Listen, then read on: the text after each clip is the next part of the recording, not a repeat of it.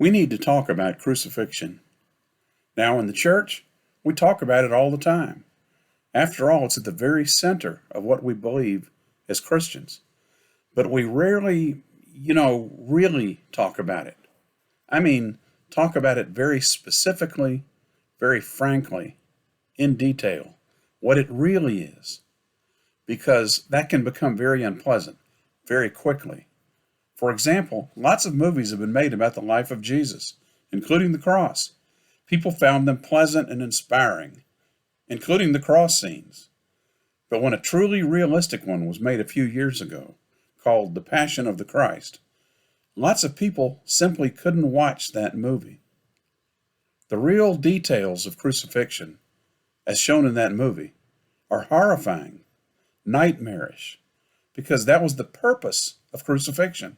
Killing a man is easy, but killing him in such a way that an entire nation will buckle under and give you their freedom and their money, well, that takes brutality. It takes public, unavoidable, and terrifying brutality. And the Romans knew how to give that out. They had picked up the idea of crucifixion from other ancient civilizations, and they personalized it. They made it their own. Our art and movies tend to show the cross at the top of a hill, but more often than not, crucifixions happened closer to the roads, right along the side of the roads and pathways where everyone would see them. Again, that was the purpose. This could happen to you, so do as we say. We also tend to show Jesus on that cross high in the air, but the Romans kept their victims closer to the ground, up close and personal. So the crosses were basically billboards to keep people under control. Ironically, we, who have built our faith around that cross, have tended to remove all that immediacy and in-your-face detail from it. It's just too unpleasant for church. Church is a place for dressing up and being polite. The rest of the world is brutal. Who wants that on Sunday mornings? We want the cross, but not the crass. So we clean things up. But if you read the gospel stories, they actually present a picture that's historically accurate to everything we know about how the Romans used crosses. For example, the beatings that came first, just like Jesus had. We won't go into detail here, don't worry. But those beatings were enough in themselves to kill someone, and they often did. Then, the famous image of Jesus carrying his own cross to Calvary, that wasn't unique. It's exactly how things were done every time. Although paintings often show an entire cross, it was really just the crossbar that the victim had to carry. We need not be graphic here in this lesson to make our point, one we need to understand for this morning's scripture passage. I don't want to lose any followers over this, but the cross was the most scandalous, least likely element to build a religion around. In the ancient world, the gods were all about strength and power. The Greek and Roman gods were supreme, and they would never, ever submit to the lowest, most shameful form of human treatment. If you had focus grouped this idea of Christianity, you'd find that nobody was looking for a faith based on what happened to the murderers, thieves, and traitors. As we'll see, the idea of Jesus as God had something to offend everybody who heard about it. Basically, it still does. That's why we need this lesson.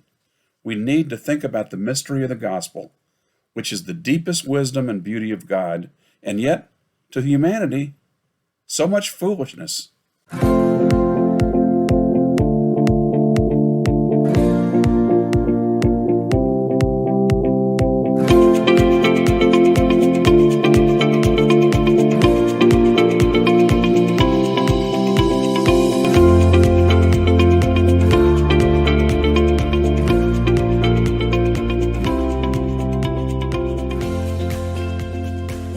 You know what?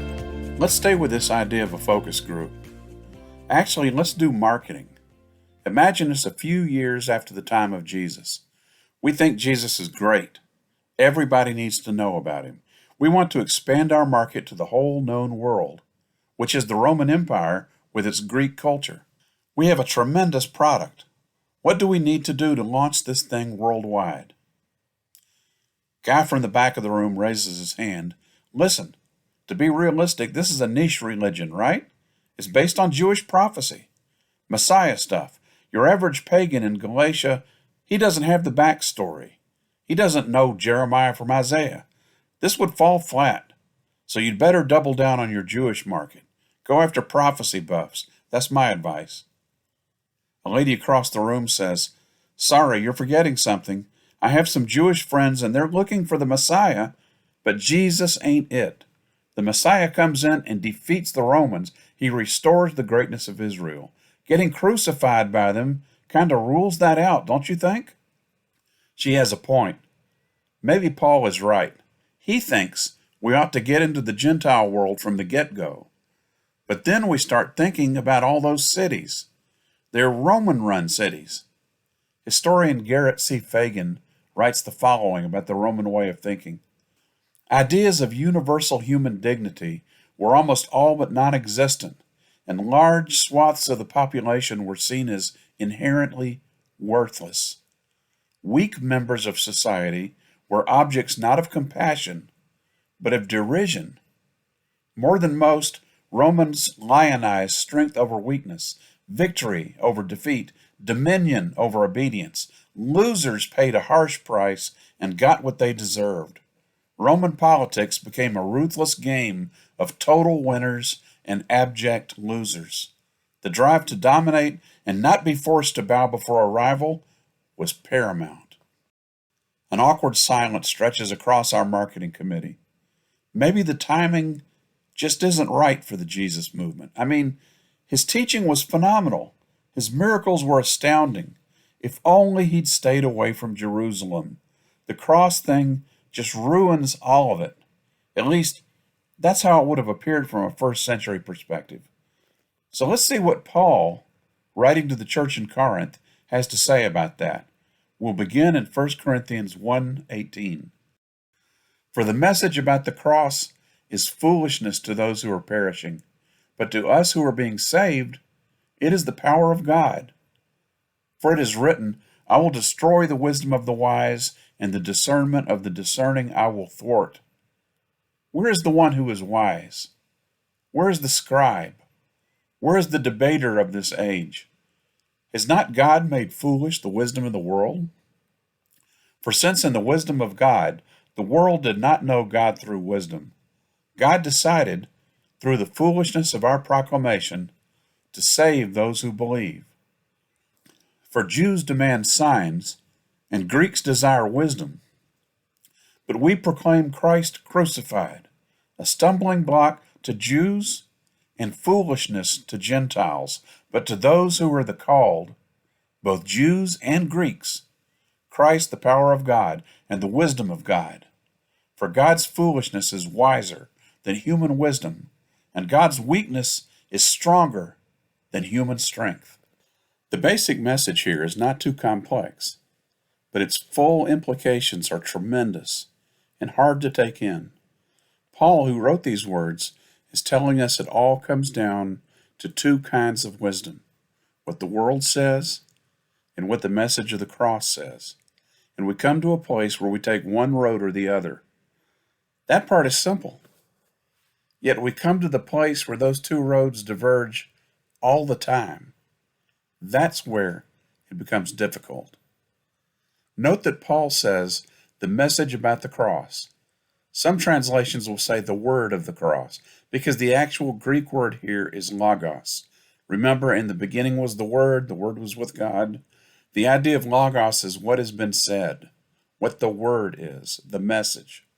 So the logos, the message about the cross, is what God has said about the cross, which is foolishness, makes no sense to the world, people who need it. But what is that message? Well, it's that the cross is good. The cross is victory because it shows God's depth of love and grace for us, God's forgiveness. The cross is an awful thing in itself, an obscenity, and yet it's a good thing. That makes no sense in the world. This word foolishness, by the way, the Greek word moria, gives us our word moron, moronic. You'd have to be a moron to buy into this whole crucifixion thing, right? But we say, no, the cross is the power of God. Power, dynamis, dynamite. I don't mean to overdo the Greek stuff, but I love the way these ancient words are still in our speech. God exerts his power through the thing that shows us at our very worst, our cruelest. This quotation is from Isaiah 29:14. Paul does this to say, really, this is how God has always been. It's not just a Jesus thing. God's wisdom has always been at cross purposes, no pun intended, with the wisdom of humanity. See, the world did not know God through wisdom. Here's the explanation. What the world considers wisdom somehow never arrives at its ultimate destination. All true wisdom leads to God. He's the answer to all the questions. But our, let's say, home-cooked wisdom never gets there. The foolishness of our proclamation. I highlighted this phrase because it's not just what seems like a foolish concept, the cross. It's how we proclaim it.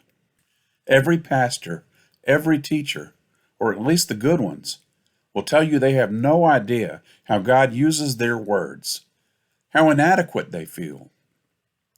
Yet they also know that on their worst day, on the sermon or the lesson they felt was a dud, somebody always comes up and says, God really spoke to me through these words. Thank you.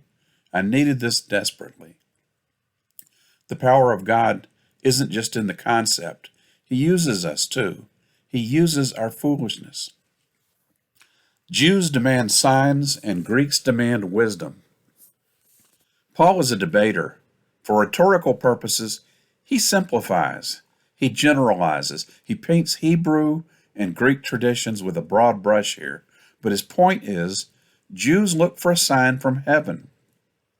If you read the Gospels, Jesus is constantly being asked about signs. God, make it easy. Give us a shortcut. Write the answer up in the clouds. A sign. And Greeks like wisdom, which to them meant lovely, elegant philosophical discourse. And Paul says the cross isn't pleasing to either group. To the Jews, it's a stumbling block. This word is scandalos, scandal. It is a scandal because crucifixion is humiliation, shamefulness. But a stumbling block in Jewish culture was anything that causes your faith to stumble, anything that trips you up. Seeing a Messiah crucified, that tripped up the disciples at first. As for the Greeks, foolishness. There's nothing elegant at all about a bloody cross. Paul's conclusion, God's foolishness is wiser than human wisdom. His weakness is greater than human strength. God has done the unimaginable through the cross. He has fully embraced and forgiven the sin of all the world, including the people that put his son up on the cross. That's not the weakness of the man on that cross. It's the strength of God, the wisdom of God. Now, all of this is fine as a religious belief. But what does it mean for how we live? It means we live with God's wisdom, not the world's. Let's look again at those words about the Romans. Weak members of society were seen as worthless, not objects of compassion. Was that just the Romans? Or is that still a problem? The Romans glorified strength and victory and cast aside losers. The world was about dominating others. Again, are we ever guilty of that? It's the way of the world. And it's why Jesus came to say, I'm here because somebody needs to be on the side of the poor, those cast aside, the weak, losers. And he calls us to live the same way. He challenges us to take up the foolishness of the message of the cross, to love others the way he first loved us. When we do that, we catch a glimpse of the world God intended us to have. We see true wisdom, true strength, and others begin to think, maybe there's something here, something more than foolishness. Thanks for listening.